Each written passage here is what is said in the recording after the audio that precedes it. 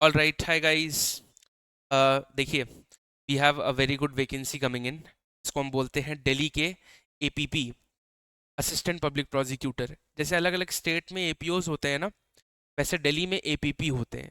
और क्योंकि दिल्ली का स्पेशल स्टेटस है, प्योरली एक स्टेट नहीं है, तो यहाँ पे जो एग्ज़ाम है वो सीधा यूनियन से होता है। यूपीएससी कंडक्ट कराती है एग्ज़ाम को।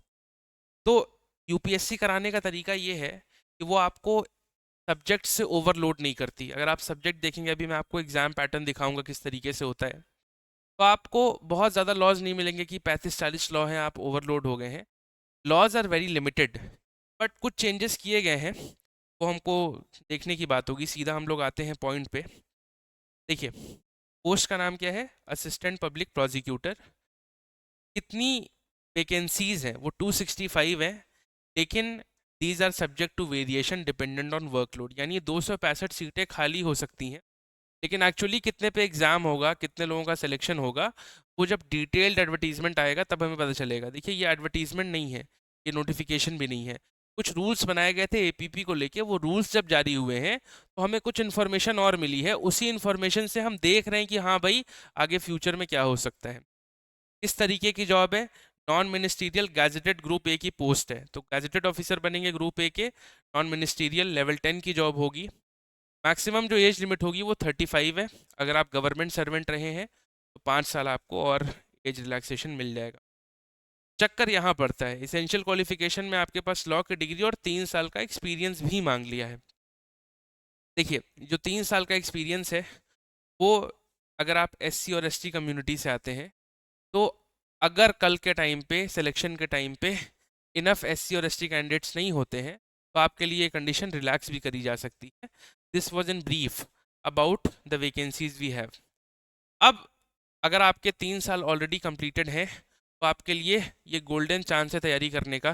मैं पैटर्न आपको बता देता हूँ सिलेबस का। It is going to be very easy. देखिए, सबसे पहले तो है प्रीलिम्स। अरे, सबसे पहले है प्रीलिम्स।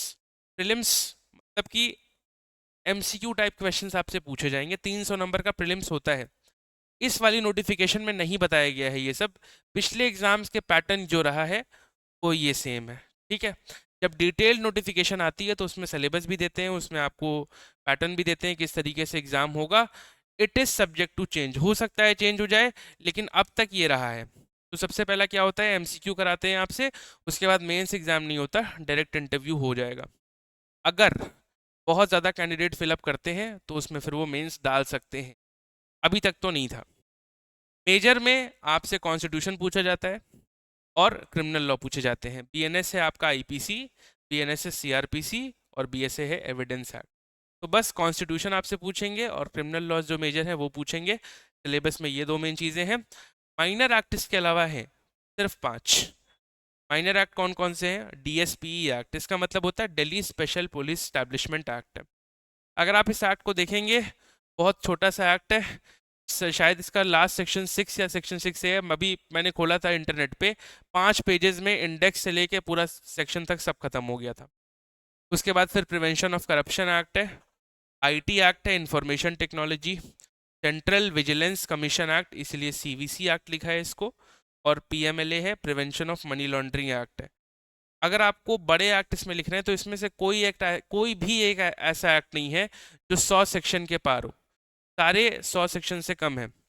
आईटी एक्ट करीब 80-90 सेक्शंस का आपको देखने को मिल सकता है, और पीएमएलए आपका थोड़ा बड़ा हो सकता है। उसके अलावा सब छोटे हैं, सब छोटे हैं।